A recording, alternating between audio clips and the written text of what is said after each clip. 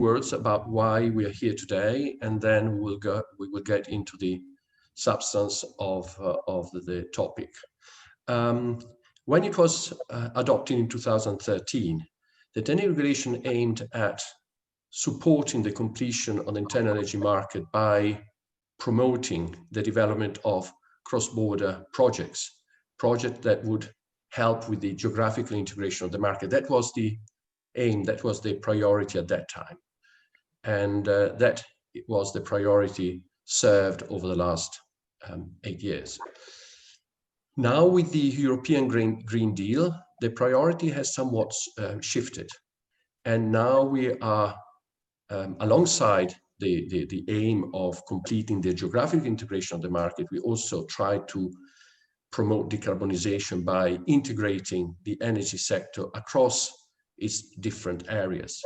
So I think it's most appropriate that the European Commission has decided to review the TEN regulation, not only to see to what extent it has served the purpose, not only to see how its implementation has gone, and I think there is quite a rich experience there, but also in terms of whether it needs refocusing given the new priority with the more ambitious climate and energy target that the European Union has set for itself. So it's, as I said, it's good that the Commission has decided to do it. The Commission itself has opened a consultation, which included 4 webinars, which took place earlier this month, very rich ones, with a lot of speakers, mostly coming from the various constituencies of stakeholders, and therefore not only providing their views on the experience, but also proposing their interest in the revision of the TEN regulation. So today we're trying to complement, even though this event, this roundtable, is not part of the consultation process of the Commission, but we try to complement that exercise, that series of webinars with a different angle. We try to take an academic perspective. So I do not expect today that we will hear about interest of various stakeholders, but rather an academic reflection on a number of issues that we have identified. The Florence School of Regulation, together with the Copenhagen School of Energy Infrastructure, we've been working now for some weeks to try to come up with a number of issues that we believe needs attention. And they will be presented today, and then we will have a number of academics providing their perspective and commenting on what we are proposing. So perhaps I don't want to take, as I said, too much time. So perhaps I can go straight into what's the program for the day. So after me, Joachim Balke, who is the head of unit B1, Network and Regional Initiatives, will provide an introduction on setting the scene. So as I said, the Commission is reviewing, is running a consultation.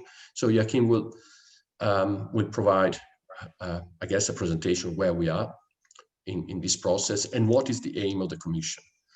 Then Team Schittkart will present our policy brief, or the draft policy brief. The draft policy brief is available on our website. It is still a draft, and we published it in advance of this roundtable in order to provide a bit of a background to it. We will discuss it today. Our aim with our colleagues from the Copenhagen School of Energy Infrastructure is to finalize it and submit it as part of our contribution to the consultation process of the Commission.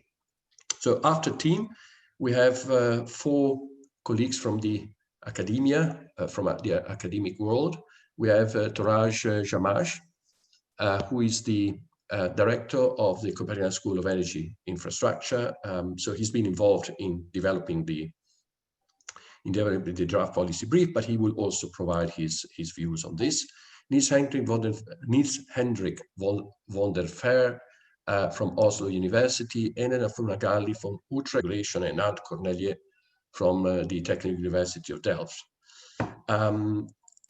At the end, we still hope to have probably 10-15 minutes to pick up a few questions from the audience. There is a chat and there is a Q&A facility. You can use the chat. The chat will not be monitored, so every participant can use it if you want to. So I would now invite Joachim to provide its setting the scene introductory remarks. Thank you very much. Okay, thank you very much. Thank you very much to the Florence School of Regulation and to Alberto Potocnik in particular for having organized this webinar and for giving me the chance to kick it off with a short introduction. Most of the things that I was going to present, Alberto has in fact already touched upon, so I think I can be fairly brief, since the main objective of today's discussion is indeed, as he said, to get perhaps more of an academic perspective on the challenges surrounding the 10E policy and the planned review.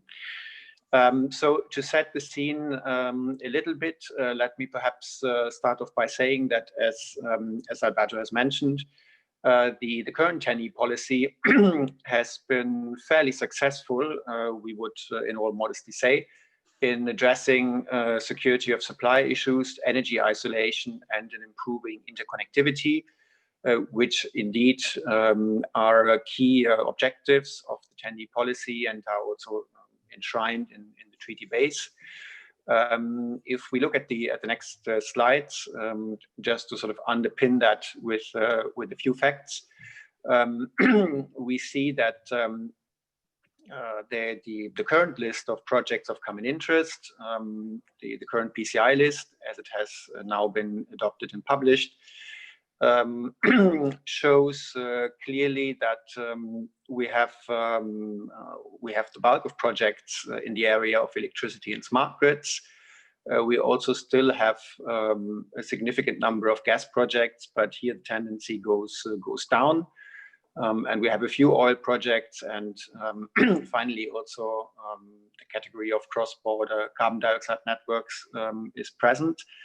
What I want to point out here is that quite a few of those PCIs which were originally identified under the system are being implemented, have already been finished, or are expected to be implemented by 2022.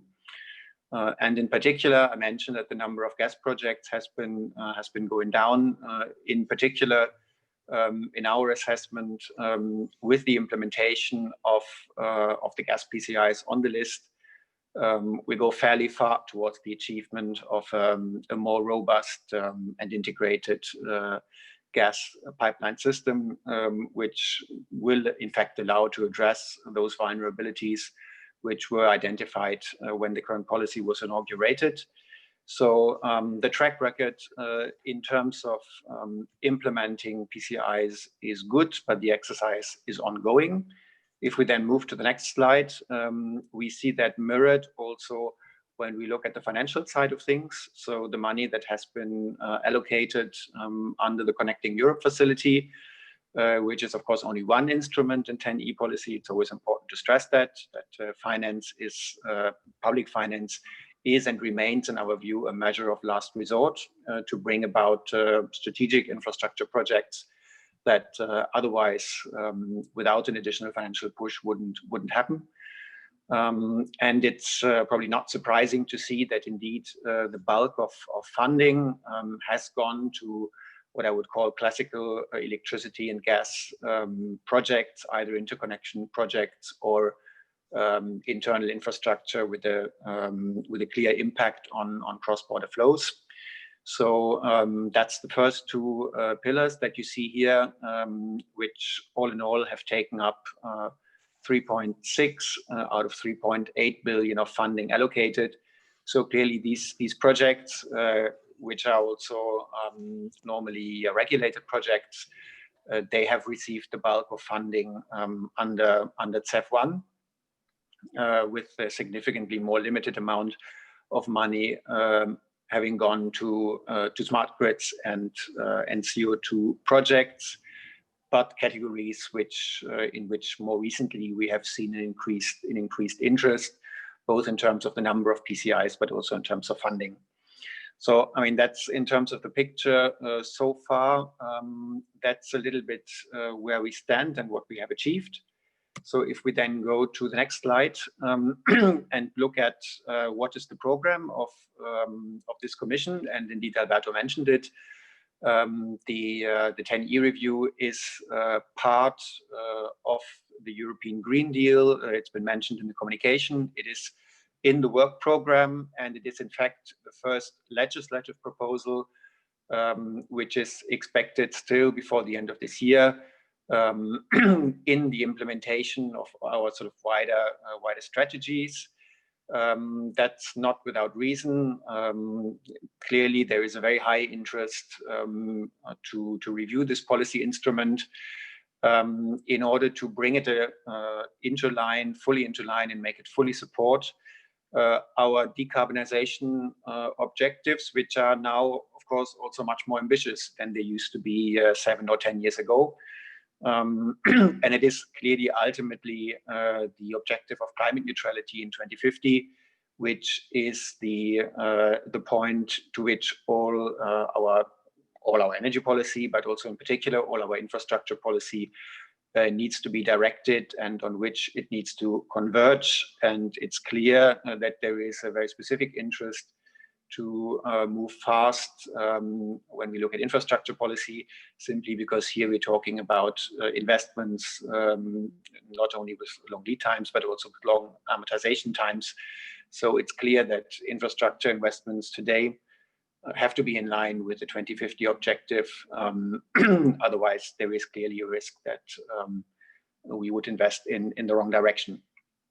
So if the direction is clear, if we go to the next slide, perhaps just really on the level of headlines, what are the key changes that we would expect in our let's say energy mix? And here we have energy carriers in a 2050 perspective. If we look at scenarios that we have in the long-term strategy, as you know, they are now being revised, but this is the scenarios that we came up with in the last exercise, which had the 2050 climate neutrality perspective. Then we see very clearly that electricity will have a growing role. I think that's quite clear. We see also clearly that when we look at gases, there is a projected decrease in the share of gases in terms of methane. But on the other hand, we also see clearly that hydrogen as an energy carrier, as a different gaseous energy carrier, is entering the play in a significant manner. We see then lastly a very significant reduction in liquid fuels and also a certain reduction in solid fuels. So that's again on a very disaggregated level. That's the picture in terms of how the mix of energy carriers is supposed to change in a 2050 perspective, and that is something that we obviously have to always keep in the back of our mind when defining our infrastructure policy. If we then look at the next slide, what that would mean for the review of the 10E concretely. So here, I think we need to look at integrating new trends as they emerge from the trends I've just sketched. So this means, first of all, we have to take into account that certain technologies and energy carriers will play a bigger role going forward than perhaps we anticipated a decade ago. Clearly, smart grids is one category, which is, as you've seen earlier, already part of the framework, but where there is a question as to how and whether to increase its role, perhaps in the framework of our 10E system. Offshore grids are clearly one area of action where we see very, very significant investment needs also into the future, and where we have to see whether the type of assets which we see as relevant for that are already sufficiently taken into account in the current framework. And as you will be aware, we do plan a specific strategy also for offshore still for this autumn.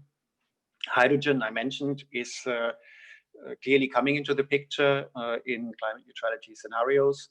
So not currently in the scope of the directive, the regulation, excuse me. So that's that's certainly one element, and digitalization perhaps as a slightly wider category compared to smart grids, but closely linked to the smart grids idea.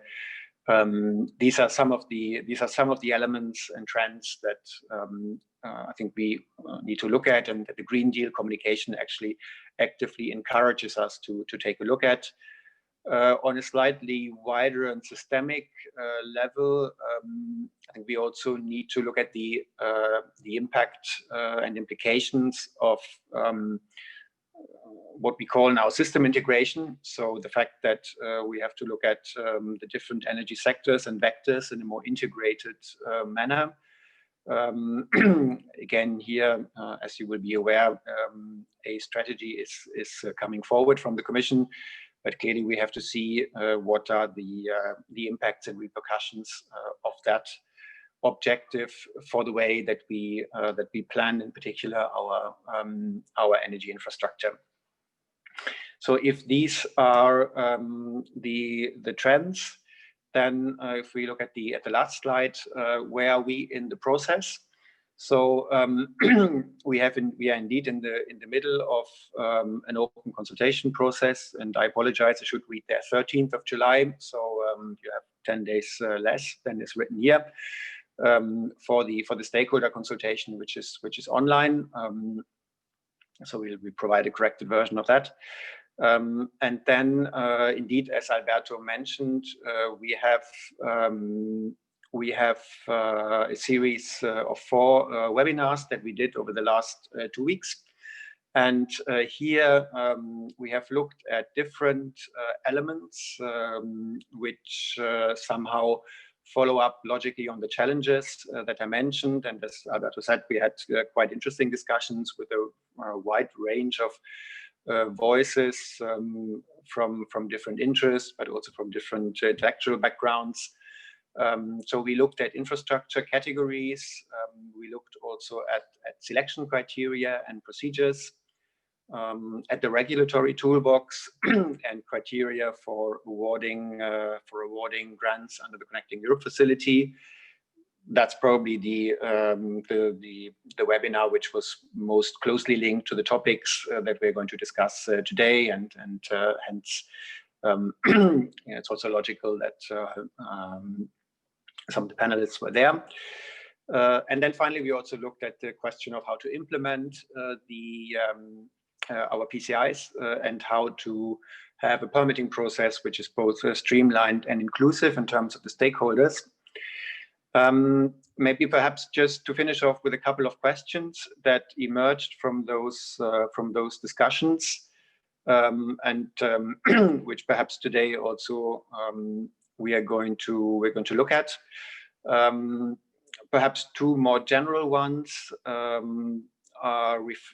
concern the issue how to reflect in a revised 10E the growing interlinkages between the different energy sectors, and that is relevant both for the 10E, but also then for the question of coherence between 10E and other instruments such as 10E, which is up for revision later.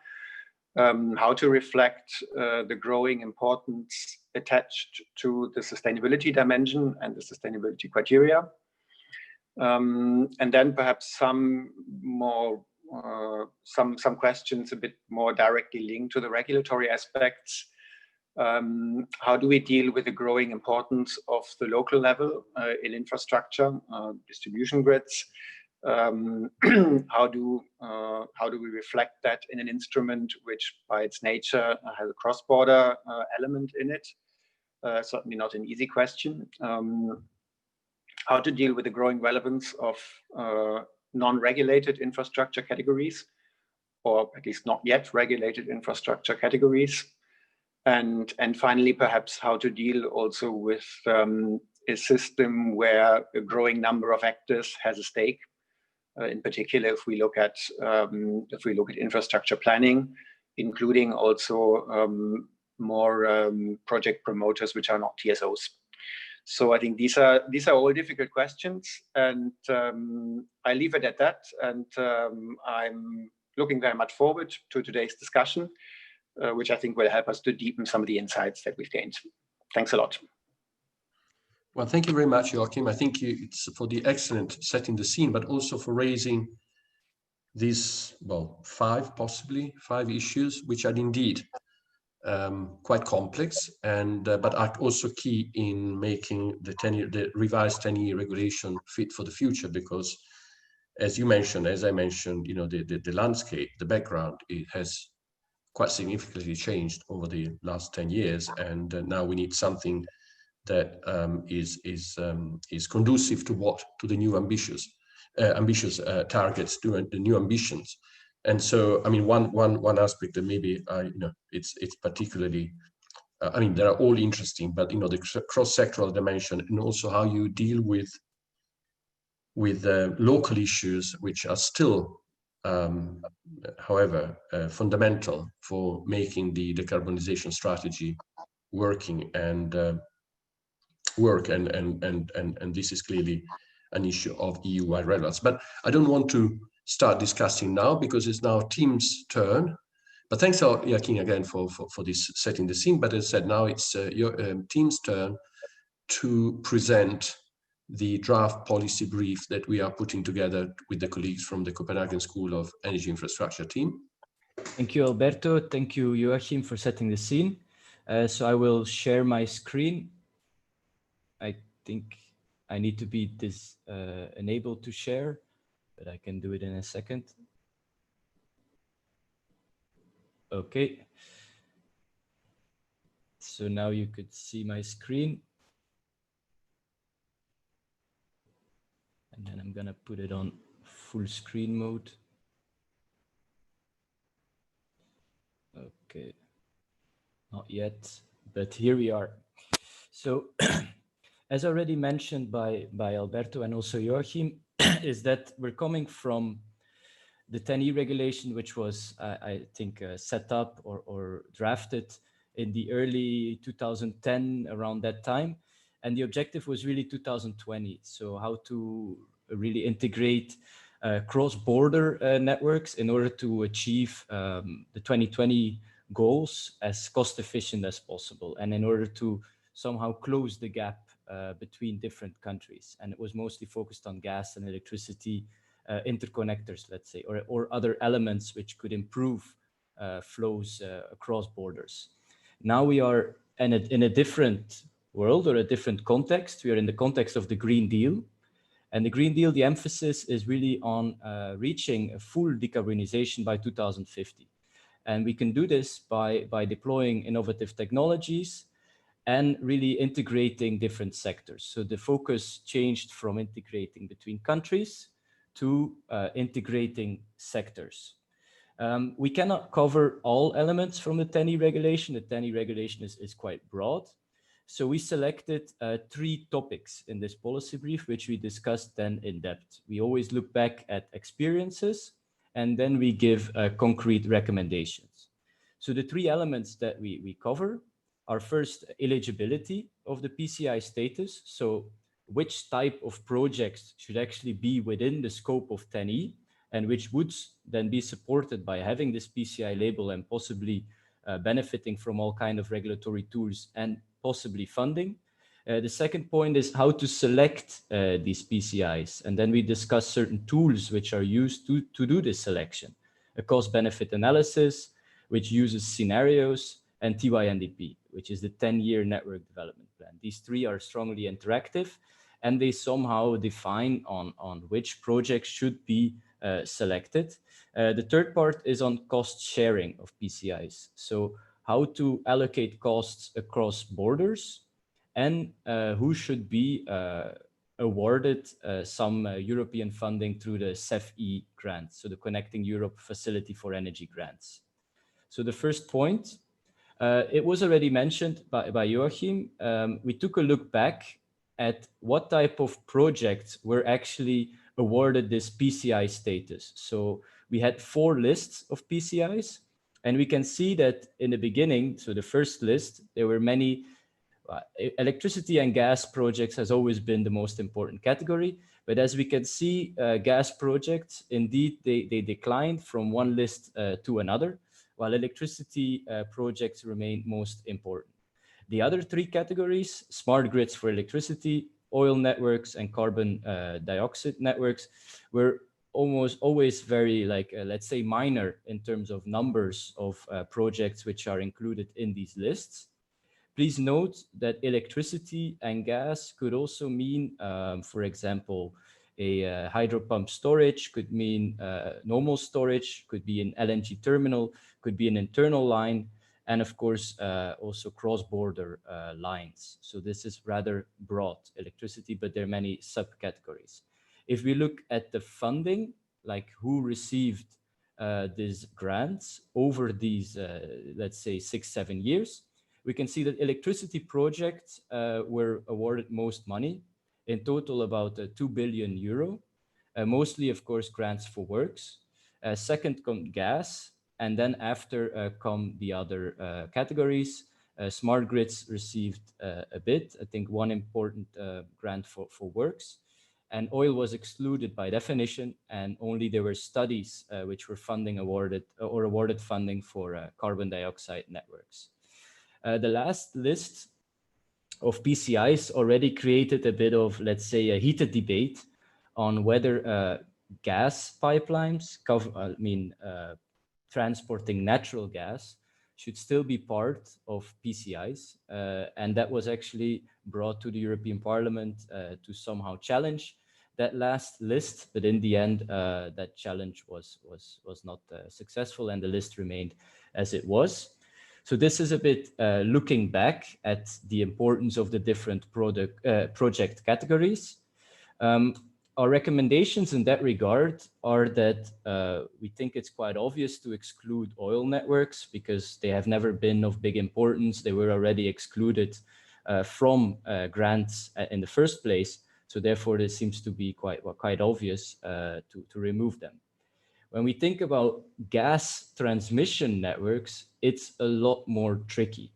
We believe that if there is a gas pipeline, even though it might be carrying natural gas, if the CBA, which we will cover later, turns out that this gas pipeline is positive for the welfare of, or for the pan-European welfare, then we don't see any issue of including this gas pipeline as a PCI. But what we do think is, and this is really a policy decision, is that it might not be appropriate to still award funding, CEF-E grants for works, especially to these pipelines, which are not directly aiding to reach our 2050 full decarbonization goal. It is true that some countries, they are switching from gas, from coal to gas. So somehow it's a kind of a transitionary investment.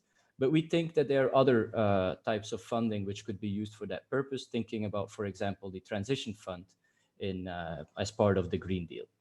But natural gas pipelines are not the only type of, let's say, gas pipelines that we expect to see and be built in the future. There are also the importance of hydrogen. There might be all kind of renewable gases.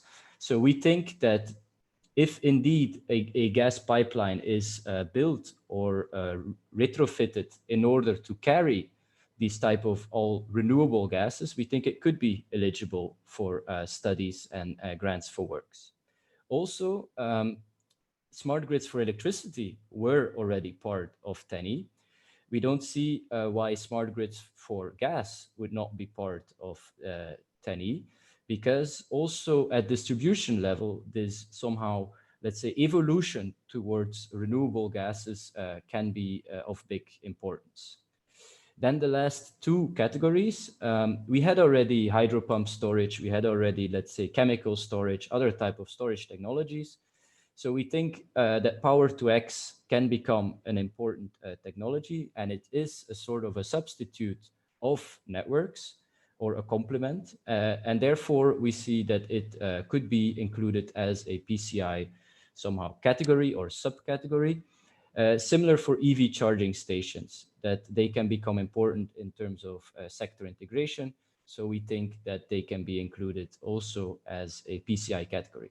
But both these, let's say, technologies or facilities, they're not like networks. They are often, there's not such a strong economy of scale. They could be market-based activities.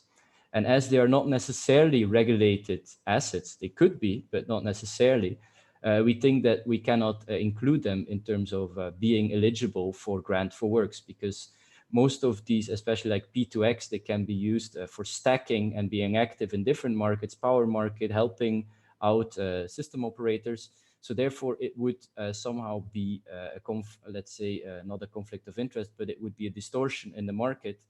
And therefore, we see this not appropriate to give grants for works.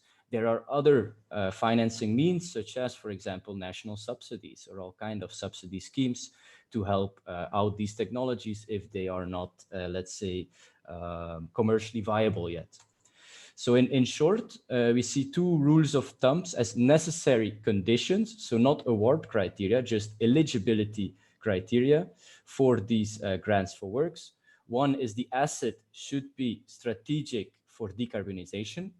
How to measure strategic for decarbonization, open for discussion. We could think about some kind of a threshold measure or another way of measuring whether an asset is strategic for decarbonization or not. This can be a very tricky part. A second rule of thumb is it should be a regulated asset, as explained. Very important in that regard is when we talk about renewable gases, they might not be fully carbon neutral. Therefore, we think that the taxonomy for renewable gases is a sort of a precondition to make this selection work. Recently, also the taxonomy for sustainable finance has been approved and published, I think. And therefore, we need some sort of consistency with these other sorts of legislations to make this selection happen as transparent and efficient, or let's say eligibility as transparent and efficient as possible. Also, as you might already have thought, smart grids for gas, also for electricity, P2X, EV charging stations, they're not necessarily geographically cross-border. So somehow, as we are moving from integrating countries to integrating sectors, this principle of having a cross-border impact as a prerequisite to be part of PCIs, it cannot be removed because it's part of 10E, but it could be reduced in importance while keeping the subsidiarity principle. So this, again, we'll need to think about how to measure whether something has a cross-border impact. I'm thinking about digitalization, which could have a big impact on that. In the end, if you really want to, you can claim that everything has a cross-border impact. So therefore, we really need to discuss on how exactly to set these thresholds, which might now be a bit too hard to achieve for some of these type of technologies. So this about eligibility. We go over to the second part, is the selection of PCIs. So PCIs, they need to be part of the TYNDP, the 10-year network development plan, at least for gas and electricity. They're somehow created based on scenarios, and they're using a cost benefit analysis methodology. So in the past, the Florence School has been commenting quite extensively on how these CBA methodologies have been built up. Also, there were strong opinions from Acer. Over the years, now we are at a CBA methodology 3.0 for electricity. We are at 2.0 for gas, and there's also a CBA methodology for smart grids. We gave several recommendations for how to improve the CBA methodologies, but until now, okay, there has been progress, but we are not at the finish line yet. Major difficulties we see is that these CBAs are still multi-criteria analysis and not monetizing all, let's say, benefits of a project. And therefore, the selection comes becomes very, let's say, it becomes less transparent that you would want to if you would just have one number and then a list of projects. So as you can see on the slide, we did analyze these different CBA methodologies in the past. There's quite some orange on the picture, and that means that there is some clear room for improvement. So in terms of these tools for selection, we already hammered a bit on the detailed implementation of these CBA methodologies. So we focus a bit more on the governance. So we think that we could move towards an integrated open source TYNDP to allow for full transparency, which uses a single or a set of harmonized CBAs. So now the TYNDP is not fully open source, and there is one TYNDP for gas, and there's one TYNDP for electricity. So we think as we are moving towards a world where gas and electricity and maybe other sectors or energy carriers are integrated, it makes a lot of sense to integrate these TYNDPs and to end up with one. And in that regard, we also think that it makes sense not to have a kind of a different approach of measuring the costs and the benefits for different types of projects. So these CBAs should be strongly harmonized, or even more ambitious would be to just use one CBA methodology and then use this kind of a menu of CBA to pick out or to assess different types of projects. The second point is that we would move the approval. So currently the CBA methodologies, they are approved by the European Commission. We would move that approval to ACER, or we would suggest to move that approval to ACER, possibly with the support of more, let's say, academic technical institutions, such as DRC, Copenhagen School, or even FSR, because ACER is more of a technical body than the Commission is, and these CBA methodologies, they get quite technical. So this is the second recommendation in this regard. The third recommendation is that currently these scenarios, they are made up by the ENSOs, set up by the ENSOs, and they're only subject to an opinion of ACER, and then they somehow get published. We would move we would advocate for a stronger role of the European Commission in approving and possibly amending also these scenarios, because these scenarios, they are very policy driven. Think about the European Green Deal, think about the national energy and climate plans, which are also being assessed by the Commission. Because as already has been discussed, and also Joachim mentioned it, that TSOs are not the only ones anymore who are proposing these type of projects. They were never the only ones, but now the importance of the other, let's say, non-regulated actors or other type of substitute technologies for lines become more and more important. So therefore, it is hard to somehow guarantee neutrality, and therefore we think that we need a stronger referee in finally approving these scenarios, because they actually then determine, together with the way the CBA methodology is built up, on which type of projects are actually ending up in TYNDP and are ending up as being selected for PCI status. So the last point is about the cost sharing of PCIs. An important innovation in the TENI regulation was this streamlined procedure for cross-border cost allocation. So in the last seven years, there were 39 CBCA decisions, as you can see on the first graph. I think ACER had to intervene only 2 times, because the idea was that if two or multiple member states, they don't agree among each other how to share the costs, then ACER had to mediate, and this happened twice.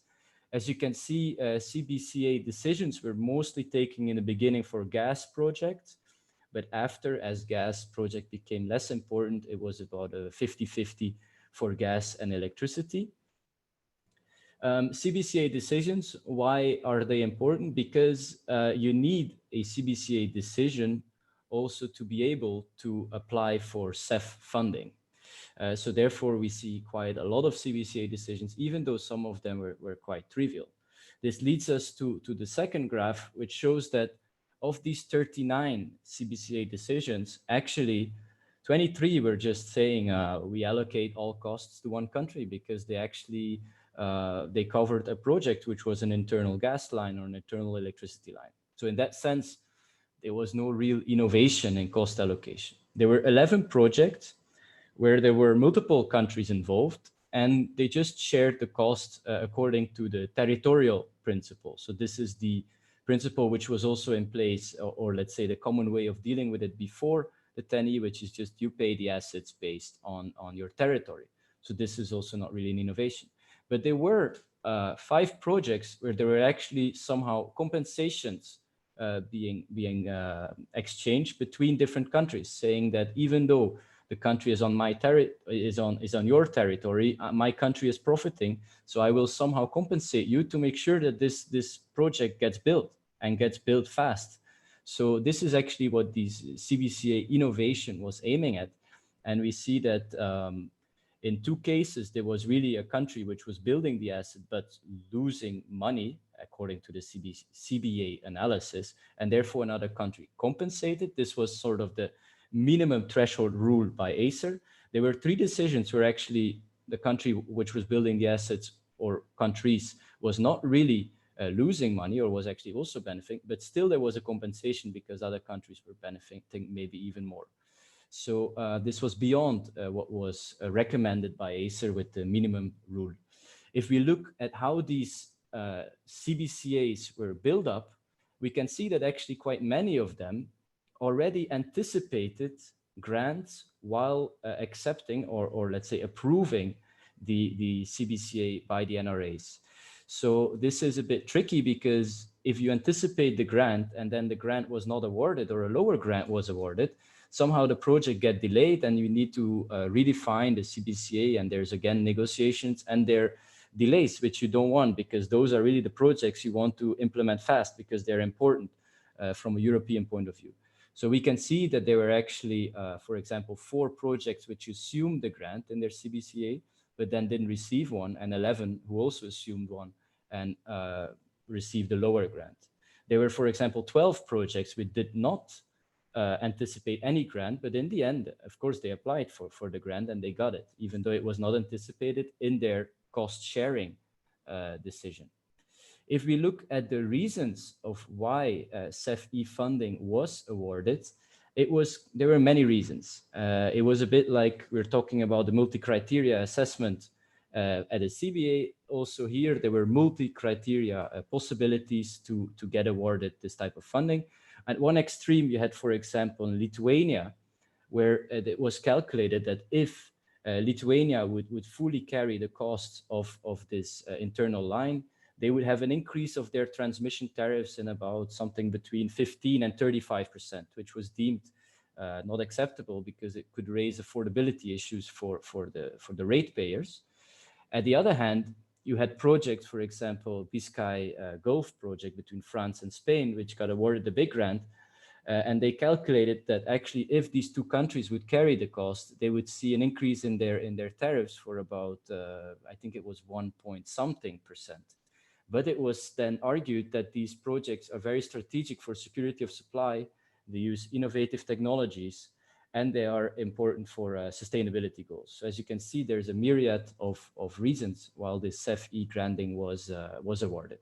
So our recommendations in that regard is that we would push for more ambitious CBCA decisions beyond this minimum standard rule that only when a country is really not profiting or losing money, it gets compensated.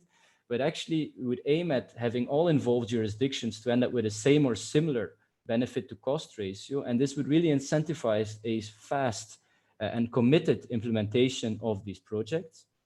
About CEF-E funding, we already said that we had 2 proposals or 2 necessary eligibility conditions, which we mentioned. It should be strategic for decarbonization and should be a regulated asset. But that doesn't mean that therefore a project should be awarded CEF-E funding when it somehow complies with these 2 criteria. We think the only award criteria should be affordability, as in the Litpol case. So when a country has a project which would actually benefit the country and Europe as a whole, but the ratepayers cannot afford paying for this project, at least not for this full project, there could be an intervention from the CEF-E grants to somehow help this project and to make it happen. there's one kind of side point is that there might be projects which have widely dispersed benefits between different countries. Think about one, or for example, an offshore grid, which would somehow benefit 5, 6, 7 countries. And then it's very hard to somehow allocate the cost. So there might be some intervention from CEF-E funding there, but this should not be abused, and this should really be kind of the, let's say, a last resort measure. But we see the rationale for some cases where that could happen. So summarizing, those are our 7 recommendations. So we say excluding oil project, gas projects still eligible for PCI status, but not necessarily for funding. Funding should be prioritized for projects in line with the decarbonization goal.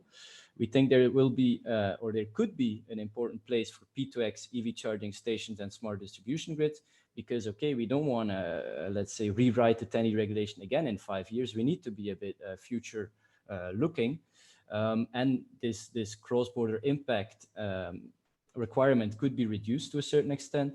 The TYNDP, we aim for an open and integrated TYNDP. The CBA possibly amended and approved by Acer, scenarios with a strong role for the European Commission, and then the CBCA, more ambition than we have today. There was a good reason to have this standard rule in the past, because in the beginning we didn't really know how to deal with all these CBCAs, so we wanted to limit the amount of CBCAs, but now there has been ample experience. And then CEF-E funding, only award criteria, affordability, conditional upon 2 requirements. So this was it from my part. I'm very looking forward to the panelists. Thank you very much, team. Thank you for a very good and comprehensive presentation of what the policy brief at the moment includes. And sorry, and then I would go straight, for the benefit of time, I would straight to our panelist. I would leave Toraj for the last because he's playing at home somehow. So I would start from Niels Henrik van der Veer from Oslo University.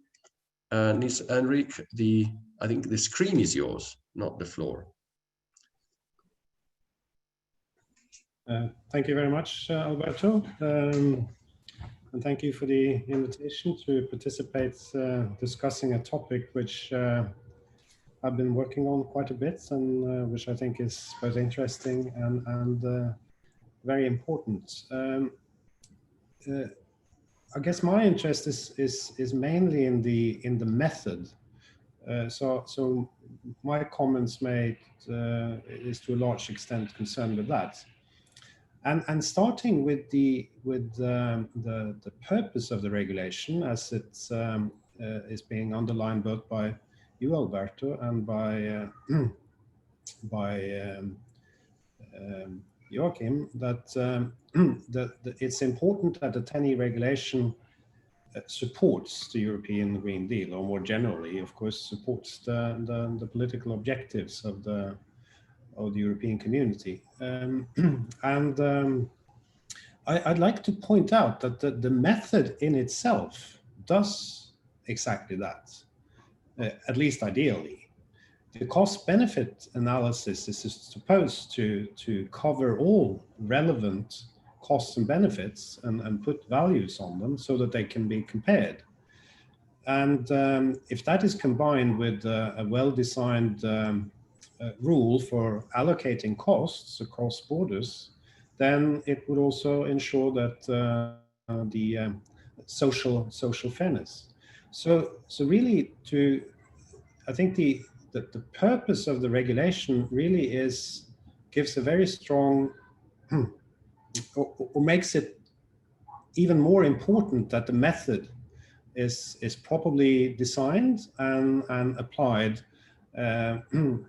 sensibly. And I think a lot of the recommendations that you're suggesting is doing exactly that. And so I think overall I agree with most of your recommendations. I think they seem sound. So let me just take one example of, so the problem, if one can improve the method, the problems that remain is really because the method is not ideal. So let me take just one example of eligibility. So so you're suggesting to take out some types of projects, oil, and add some other types, power to X technologies, charging facilities, and so on. Ideally, a cost-benefit analysis would make this unnecessary. You didn't from the start need to sort of discourage any particular project, because if a project is not supporting, for example, the European Green Deal, it would come up with a pretty bad cost-benefit ratio, and hence would be ruled out. So the only reason to have to sort of to limit the set of projects that would be eligible for being considered in the first place is that you don't really trust that your methodology is good enough to rule them out. Or there could be another argument. You're pretty sure that certain types of project will not be considered anyway, so you might as well disqualify them just to make the work simpler. Your recommendations on selection, I think, make a lot of sense. Recommendation 4 essentially suggests that ACER should play a more important role in improving the methodology, because it's more of a technical organization, but that some of the more sort of politically sensitive parameters in recommendation 5 should be the subject of decision by the Commission. I think here it's the underlying issue is really that certain elements of the cost-benefit analysis method are really technical. I mean, there shouldn't really be disagreement. I mean, one could discuss what can be achieved and exactly how it should be achieved, but that's really for the specialists, the technicians, so to speak, to decide on what is a good methodology. But of course, there are elements, as you point out, the scenarios, the discount factor, and you can think of other values that are difficult or to factor in, or are really cannot really be measured in a good manner, but it's really value of lost load could be another example where one really has politically to take a stand on what you think the value should be. So I think the underlying issue here is to ensure that the politically sensitive issues are being dealt with by the right authorities, which is presumably the Commission, and then leave the technical part of the work to someone who could have the resources to do that. And ACER seems to make sense in this aspect. Of course, there's also an additional issue, namely that the way the process is being done now, there's really underlying it a lot of, or quite openly, I guess, a lot of negotiation, special interests that are trying to, make their voices heard, trying to influence the outcome of the process, and of course, improving the method and placing responsibility with the right authorities is also a way of avoiding special interests to have too much of an influence. Of course, special interests should be heard, so it's important that suggestions are being discussed openly, but of course they shouldn't be allowed to determine the outcome of the cost-benefit analysis. You have a suggestion to introduce the term social cost-benefit analysis. I don't think I would support that. Cost-benefit analysis, as it's in theory and as it's usually applied, is really meant to be social. It's really meant to take all aspects that are relevant to the decision maker, which is in this context is the European Community or the Commission as a representative, so I think it's unnecessary to add on the social to the cost-benefit analysis, because it's already social by definition. Having said that, I think also you're not really discussing that a lot here, but you're pointing to the fact that the cost-benefit analysis as it's being applied today is not taking advantage of all aspects of the method. In particular, there are lots of things that are not monetized, which could be.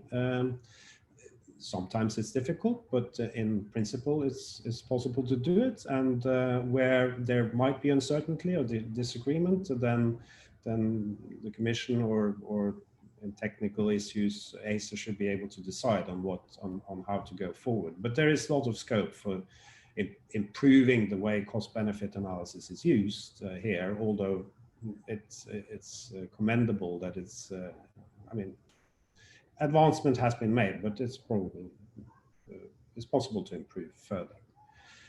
Finally, on allocation, I think so. You have two recommendations.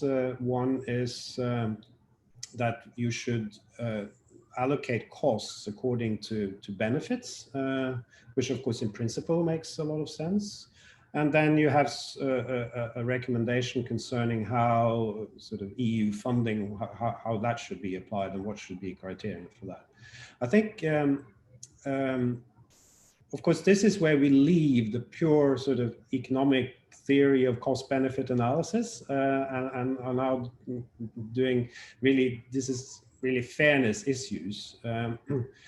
But one should also remember that cost-benefit analysis is hard, and it's even, I mean, calculating sort of the overall costs and benefits is difficult in itself, but trying to place the benefits between various countries, for example, is even more tricky. Tim was mentioning one particular example where it might be perhaps even impossible. So of course it might be difficult to come up with an allocation of benefits that really allows for a sensible allocation of costs according to that principle.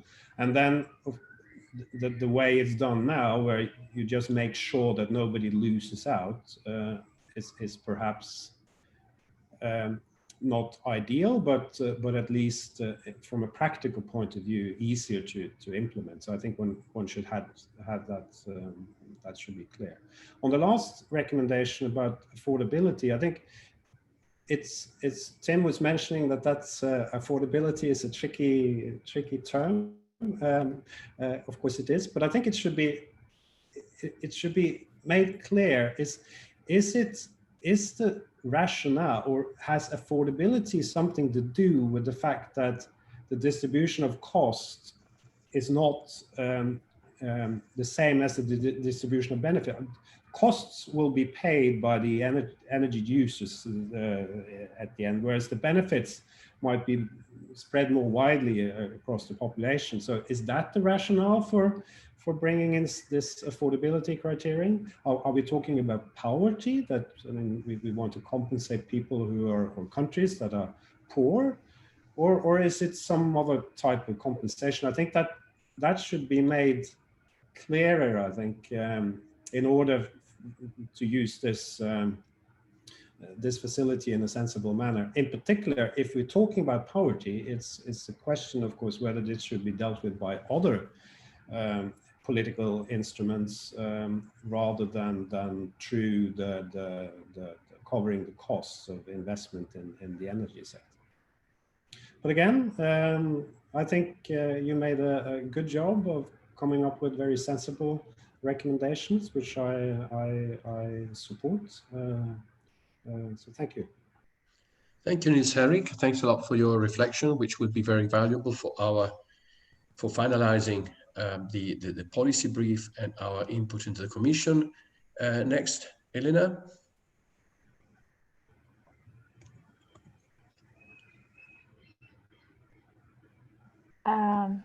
Thank you, Alberto. I've read the policy brief with great interest, and I will try to address all of the points briefly in these 10 minutes. So I grouped them in the three categories the team also presented. So regarding recommendations 1 and 2 on the topic of revising the list of categories that are eligible for PCI status. I think that the fundamental question is indeed the one regarding whether we should keep with the cross-border impact criterion or move on to a different one, which has to do more with decarbonization.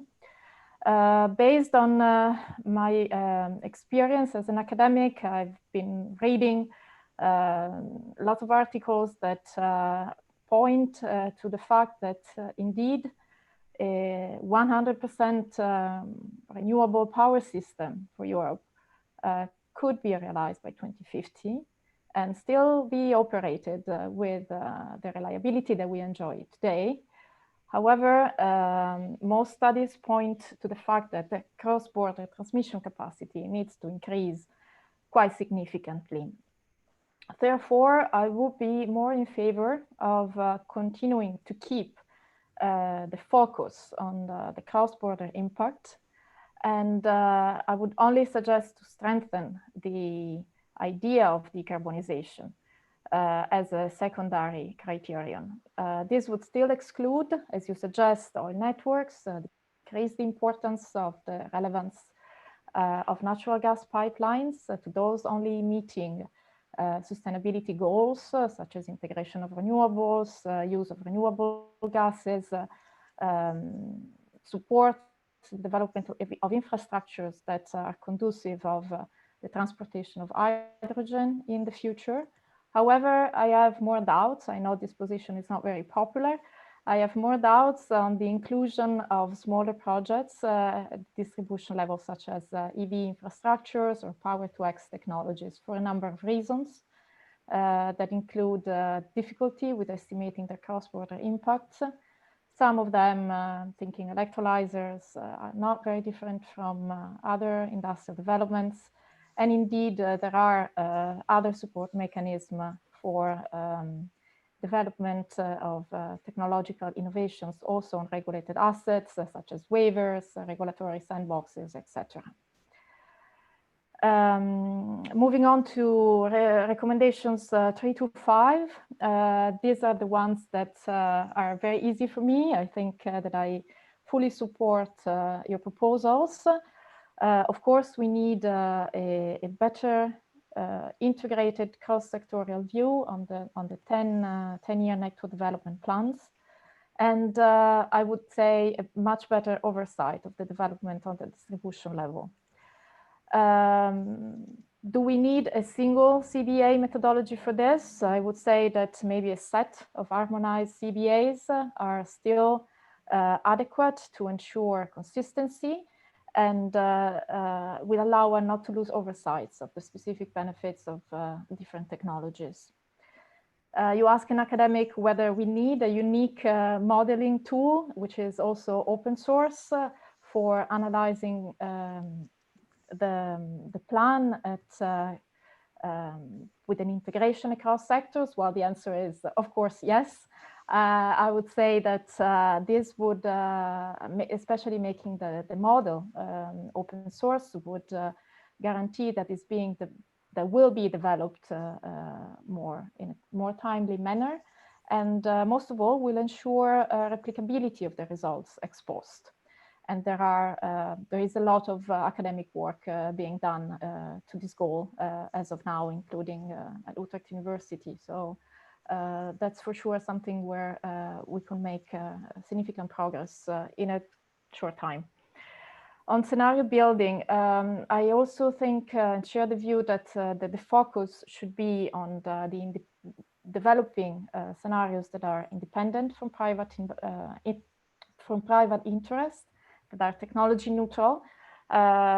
So to this end, I think that keeping the process for building scenarios open and transparent should be the primary goal, with the objective of having a bundle of scenarios to answer the question of what infrastructure we need if a range of plausible futures materialize.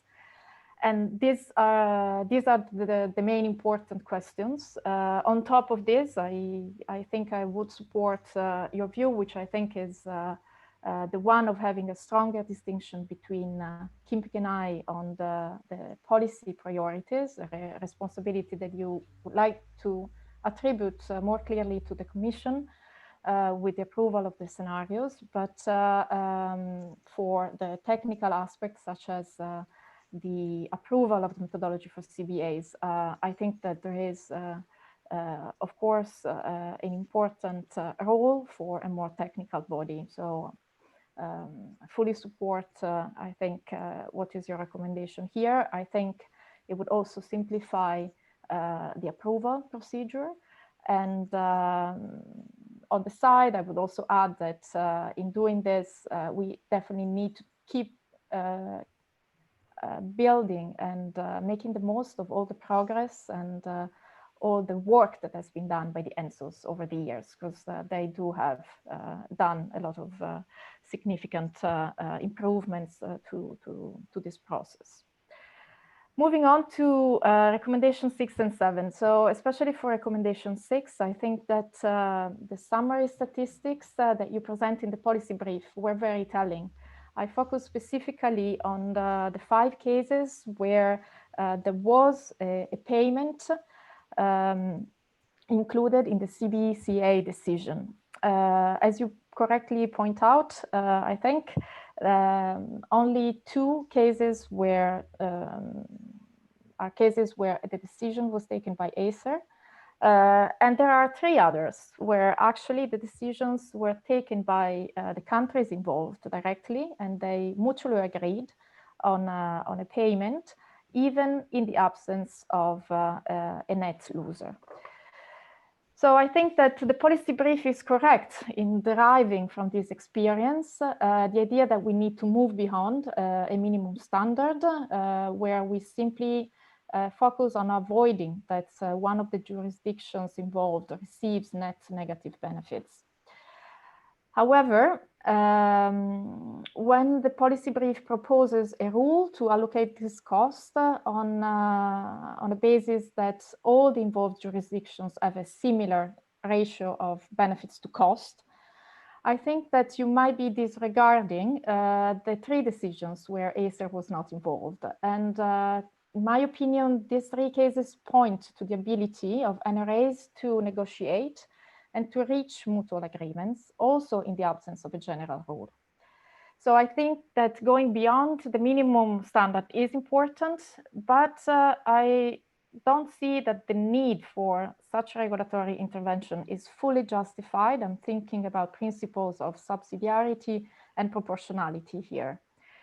Also, I see that there might be, of course, as usual, implementation difficulties, in particular when CBA's results present uncertainties, not monetized benefits.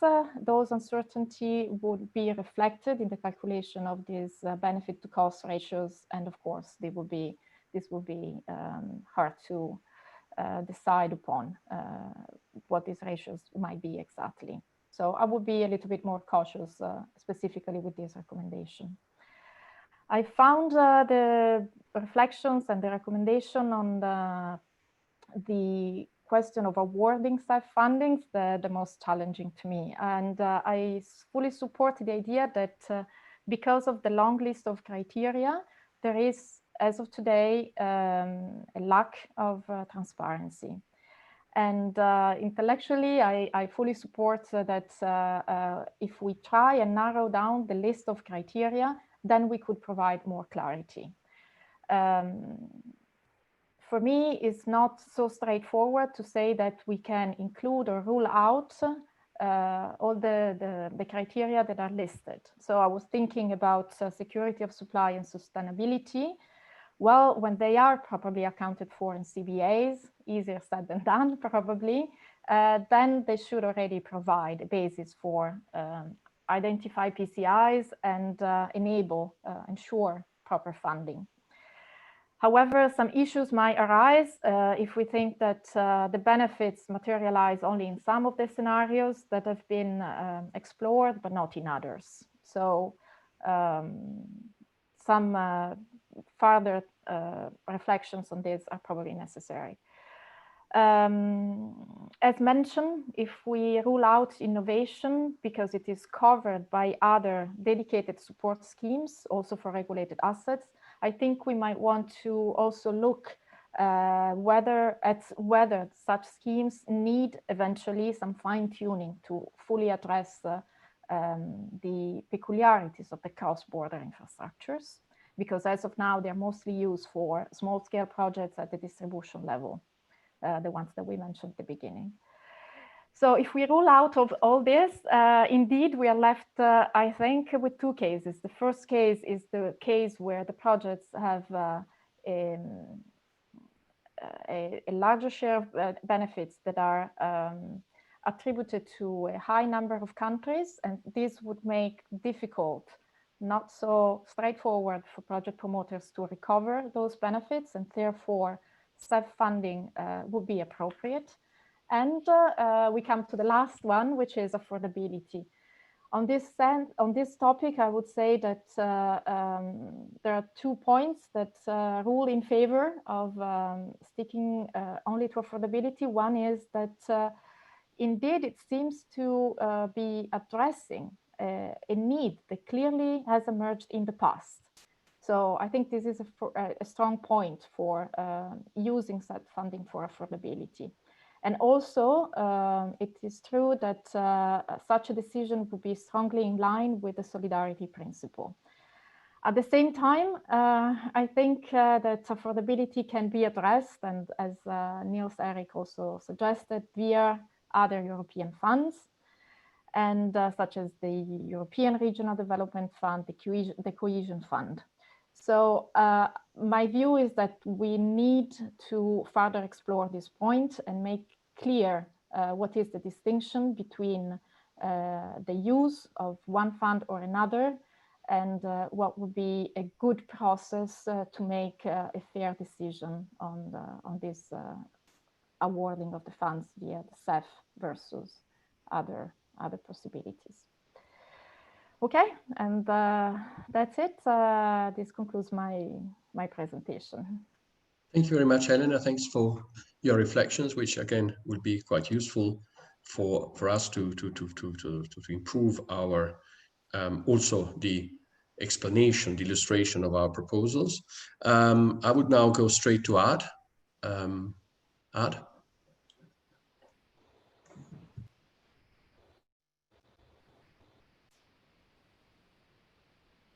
Hello? Ad, can you hear us? Yes, I can hear you. Please go ahead. Yeah. Thank you for giving me the opportunity to discuss this issue, this important, I think, development with you. I'm going to take a few steps back, and I would like to dwell on a bit the notion of energy infrastructure. In the past, of course, the infrastructure has been developed, and the initial way of thinking of regulating energy infrastructures was in a way demand driven. There was demand for infrastructure because there was supply and demand for energy, and therefore you needed infrastructure in order to bring the energy from the supply to the demand.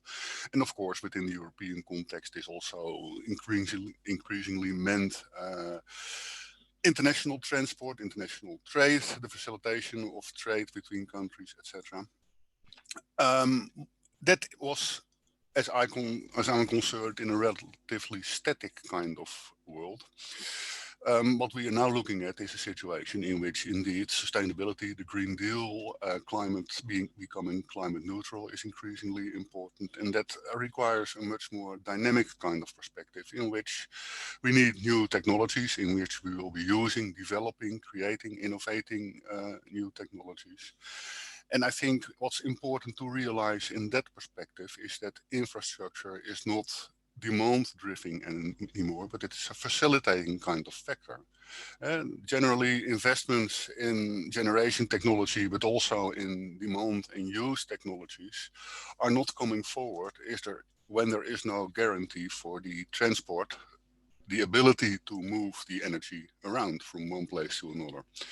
And in that sense, you can, I think, better take a kind of historical perspective in that respect, in the sense that the past energy networks, the electricity networks of the early 20th century, also gas networks, of course, but even water networks, they were not developed on the basis of demand that was expected. No, they provided the possibilities to create demand and to create supply opportunities. In that sense, we are now back, I think, in some kind of a situation in which indeed the modernization, decarbonization of the energy system requires the facilitation of sufficient and adequate transport facilities, including, of course, importantly here in this discussion, between countries especially, in order to create this demand. So it's not so much more about creating markets, facilitating markets, which was the old paradigm, so to say, of European integration. Right now it's indeed developing and making use also in terms of a comparative and a competitive perspective of the climatological, the geographical characteristics of the different areas, the different countries in Europe, which allow for different ways of using technologies.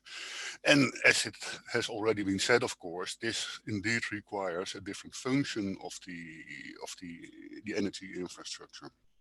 And I think also the notion of scenarios in that respect becomes slightly different. It's not just an addition of the overall supply and demand and the aggregate amount of energy to be transported, as well as the aggregate capacity of the infrastructure that is of importance here in this respect.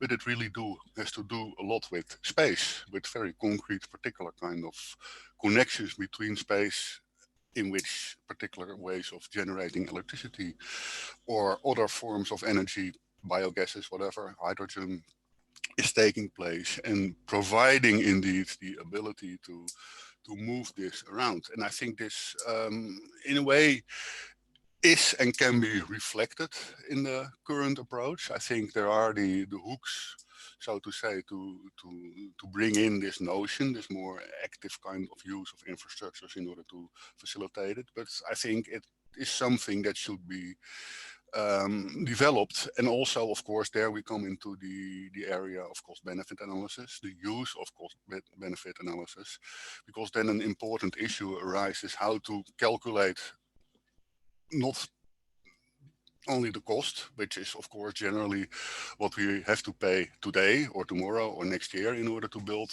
these new connections, but it's a different way of thinking in terms of the benefits. It's not the calculated benefits which you can expect when the infrastructure starts functioning. It's the benefits that we can generate by using this infrastructure in order to invite investments in the adequate, sustainable assets over the longer term. And I think this notion, of course, is also important in, well, the longer term thinking about the role of infrastructures and how to incentivize that, how to indeed come up with sensible notions of benefits that are generated by that. And also even more complex, I think, is the notion indeed of allocating these particular benefits in relation to the costs, in relation to whom does what. And there I think, well, this notion of time therewith becomes important, of course. What is the time frame that you are looking and that you are considering when you are forward looking towards the use and the development of the adequate infrastructures? And eventually, I think this also comes back to indeed the notion of who is doing what. The suggestion, I think, of having scenarios being the responsibility by and large, because there is politics in that respect of the Commission. Yeah, that's, I think, something that I would sustain. But then again, I think also the region is quite an important particular actor and element in this decision-making process, because it's generally in regions that we do see and that we will see, at least initially, the most important impacts of exchanging energy, transporting energy, co-deciding where to locate production. In that sense, I also refer to a discussion that we had 2 weeks before on this platform, which was about the Green Deal, and in which it was the message, so to say, was that the focus would be more in the future on cooperation, cooperation between countries, in creating the right mechanisms to have countries cooperating, in developing infrastructures and systems, supply and demand, at an above national level of scale. And that, of course, also requires indeed the infrastructures to do so. So there is, I think, more connection to the need for infrastructure to these kind of developments, and then connection to the mechanisms which are being used in other ways of funding and the other parts of the Green Deal program in that respect, in order to align the regulation of not only national, but especially, I think, the international connections in this context. So, well, to finalize, I think this notion of the right level of institutionally organizing the decision-making process is quite an important element and quite a crucial element, which I think deserves a lot of attention in the current kind of proposal, and is something that indeed, when you are forward-looking, when you are integrating sectors, systems, parts of the different packages of the Green Deal policies, because there are, of course, a number of compartments that indeed requires integration of these policies and also of this regulatory approach as well. These are my main observations. Others have already also brought forward, of course, more detailed technical elements, but I think these broad sweeping statements also are in place in this respect. Thank you very much, Art. I think it was very useful to take, as you said, a step back and sort of go to the broader picture again. Quite useful for us to frame our proposals to some more fundamental issues. So thanks a lot for your contribution. Finally, Taraj, the screen is yours.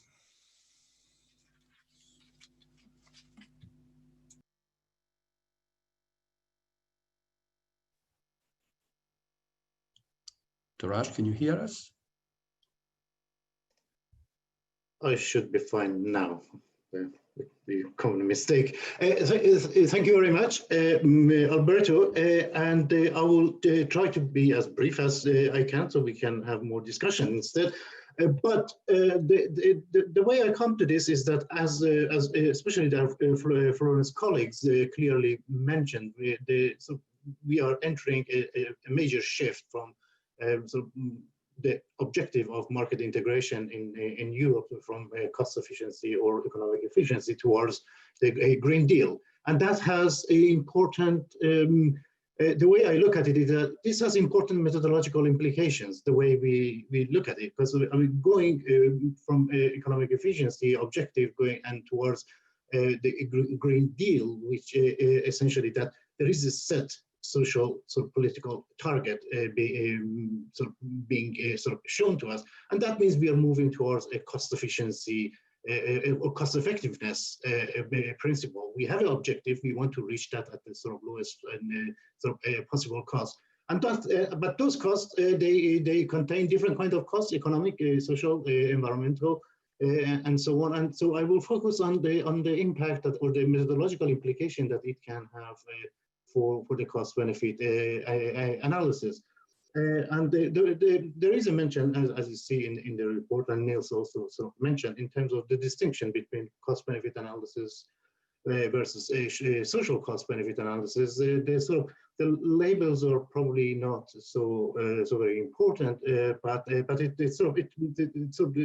labeling is meant to refer to a making a more clear distinction that we are not looking at sort of just the individual actors. I mean, so in my book, the reason why we use, for example, that term was that cost-benefit analysis would be something that an individual actor, individual TSO on their own side of the border probably would engage in, and without having to take into account the environmental and other sort of externalities sort of in it. But a European policymaker would engage in some kind of social cost benefit analysis to try to identify and incorporate as many costs and benefits as possible. But in terms of the sort of the methodological implication is that, if we accept that, also thinking about the nature of the green projects, as we have mentioned before, these projects, they have economic costs. These costs occur early on, but then they also have economic benefits for system benefits over a long period of time,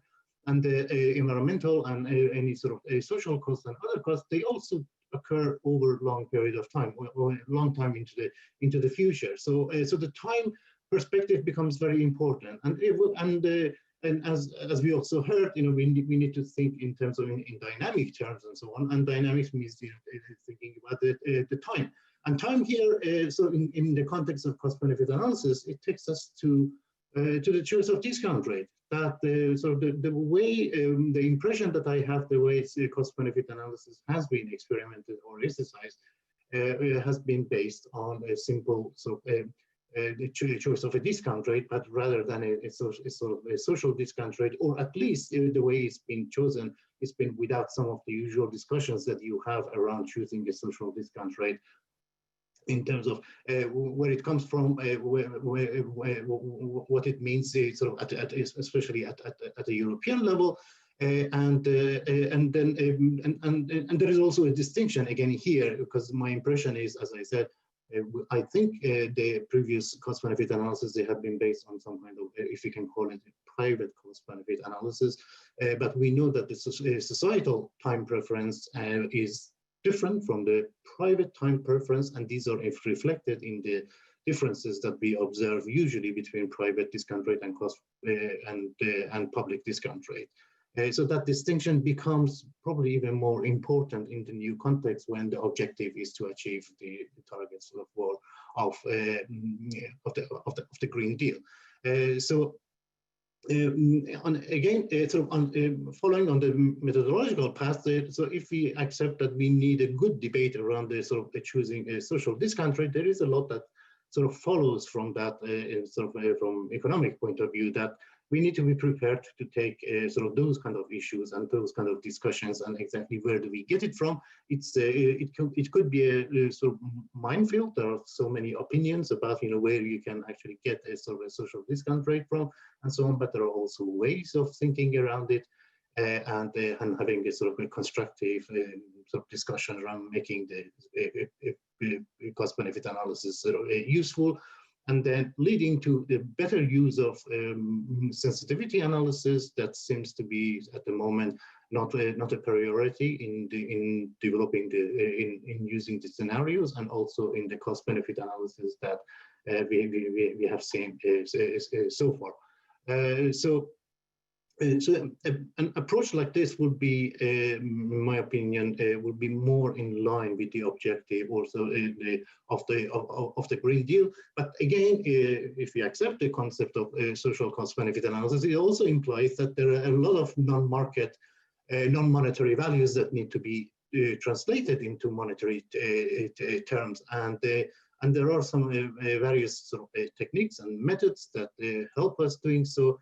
And I don't see very much sort of use of them at the moment. So the methodological implication of shifting the focus to Green Deal, even just in the context of the cost-benefit analysis, are going to be very, very significant. So on that note, I end here. Alberto.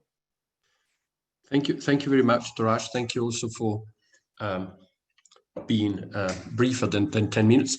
I think we will overrun the scheduled time by probably 5 to 10 minutes, because while I'm thanking very much the panelists for their reactions, I would also like to take a couple of questions from the audience. And I've picked up, with the help of team, I've picked up 3 of them.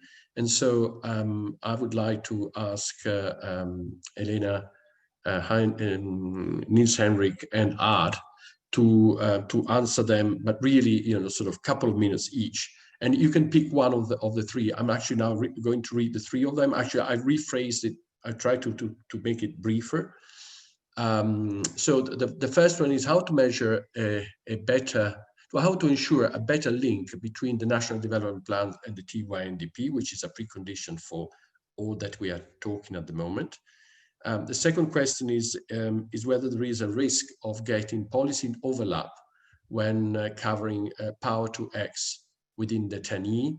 And then the third one is how to manage projects that are applying to become PCI to retrofit a pipeline. I mean, what would be the criteria and the ways of ensuring progress? So I said three questions, one on the connection between National Development Plan and TYNDP, the other one policy overlap, and the third one on retrofitting and what would be the criteria for PCI. So I will go in that, Elena, and then Nils Henrik, and then Art.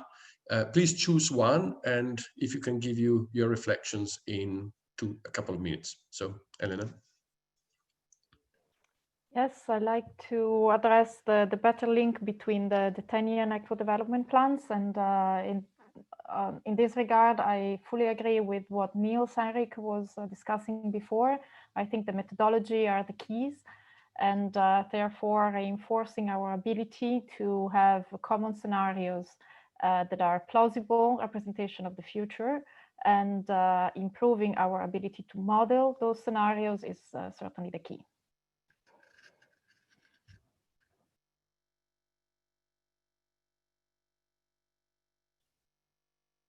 Hi, yeah, Nils Henrik, hi. Thank you very much, Elena. Nils Henrik, which one would you pick? So maybe I could say something about policy overlap. It's of course a tricky question, and I'm not sure it has a sort of a general answer. But in principle, policy overlap is not a problem. I mean, a project could be eligible for different kinds of support according to different criteria, and I guess that the problem arises if there's sort of double financing to some extent. So it should be clear from where if one obtains resources from one place, one shouldn't get it from other as well. So there is a coordination problem. I mean, of course, if this is, I guess it's the fact that there could be policy overlap is reason to think through the various policies, of course. This might be by design. One wants it to be like that different projects could go to different places, but it might also be that, of course, a result of the policies not being properly thought through and properly designed. So if this is a common problem, I would argue that it would be well to think through carefully whether the individual policies are well designed. Thank you much. Thank you very much, Nils Henrik. Art, you can choose the third one about retrofitting, or still comment on one of the others. No, retrofitting is my favorite. Okay. No, that's for sure. All the day. yeah. No, that's for sure. I think it's an important notion in that respect because, of course, over the past, well, actually very recently, we've seen an outburst of all kinds of initiatives in different countries of starting to think about particularly hydrogen. So a lot of ideas about projects, a lot of converting electricity into hydrogen, transporting either in the North Sea or elsewhere in Europe, and transporting this hydrogen on land, making use indeed of pipelines, gas pipelines. But I think it's important to realize that again, the time factor in this perspective is important, and it may very well be that if we are, dumping, so to say, parts of pipelines onshore, but particularly offshore, then these hydrogen projects in the future may become much more difficult and much more expensive. And in that sense, I think always it's also a matter of forward looking. what are we going to do with the existing pipeline systems, the existing pipelines? Will they be useful? Can they be useful in order to bring about this move to hydrogen, which is still uncertain, of course. It's still in the phase of planning. It's still in the phase of ideas. There has to happen a lot of scaling up. But if that happens, then, of course, the pipelines that we are having, that are functioning, are there, and indeed may require indeed funding in order to retrofit them in the right time frame in order to be used in the future. So I think it's a very, in a way, it's a kind of an urgent question for a longer term problem. Thanks a lot, Art. Now I have one final question, which I think I need to direct to Joachim. Joachim, are you still there? I guess I don't see you, but I'm sure you're there. Yeah, hi. Yes. I just decided to save some battery. Absolutely. No, thank you very much. There is one question which I think is of general interest. Maybe it's not related necessarily to the topic of this morning, but we had more than one participant asking what is the difference between sector coupling, sector integration, and system integration. Would you be able to give an answer in a couple of minutes? Let's say that we have only 30 seconds left. That will make the task easier. Well, the subject to confirmation by the strategy that we are going to publish, I understand, in 2 weeks. I think sector coupling we usually use when we talk about electricity and gas. We have then extended this notion first to sector integration and then to the even wider notion of system integration.